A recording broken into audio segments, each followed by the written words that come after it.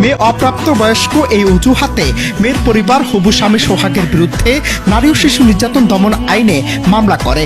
আইনগত বাধ্যবাধকতায় সোহাগকে যেতে হয় কারাগারে। এখানেই শেষ নয়, ক্ষমতা অর্থের দাপটে জোরপূর্বক নষ্ট করে দেয়া হয় লুবনার গর্ভের সন্তান।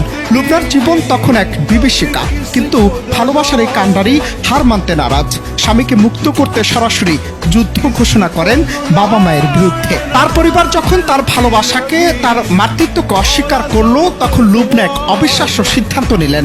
বাবার কোটি টাকার প্রাচুর্য আর ক্ষমতার মোহ ছেড়ে তিনি চলে গেলেন স্বামীর গরিব বাড়িতে, শাশুড়ির আঁচলের তলায়। তার একটাই প্রত্যয়, আমার ইজ্জত আমি একজনকে দিয়েছি, এ আমি দ্বিতীয় কাউকে আর দেখাতে পারবো না। নিজের স্বামীকে কারাগার থেকে মুক্ত করতে এবার তিনি বাবা মায়ের বিরুদ্ধে যুদ্ধ ঘোষণা করলেন। এই ভালোবাসার লড়াই দেখে গল্প নেয় এক নাটকীয় মোড়। এই লামিসা আর সোহাগ যে প্রেম করেছে, এটা শিরি ফরহাদ, লাইলি মজনু, তারা এই জামানার যদি তারা থাকতো, তাহলে এই সোহাগ এবং লামিসার ইতিহাস রেকর্ড হয়ে যেত।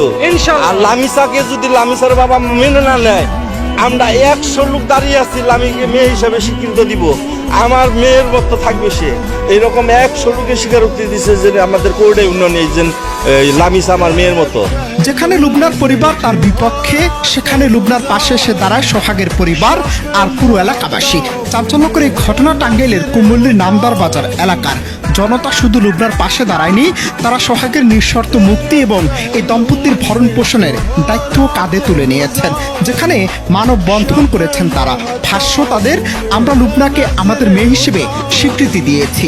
শুধু তাই নয়, তারা সকলে মিলে চাঁদা তুলে কারাবন্দী সোহাগকে মুক্ত করার পর তাকে ইউরোপে পাঠানোর উদ্যোগ নিয়েছে। সেই সাথে মেয়ের বাবার চেয়েও বড় কোটিপতি হিসেবে সোহাগকে প্রতিষ্ঠা করার যুদ্ধে নামে তারা। প্রেমের এমন অবিশ্বাস্য আত্মত্যাগ আর সেই ত্যাগের পাশে সমাজের এমন দৃঢ় সমর্থন ইতিহাসে বিরল। লুবনার বাবা মায়ের ক্ষমতা অর্থের দাপটের বিপরীতে দাঁড়িয়ে কুমুল্লির নামদার বাজারের এই শত শত মানুষ যেন প্রমাণ করে দিলেন ভালোবাসার বন্ধন যে কোনো আইনি বাধার ঊর্ধ্বে।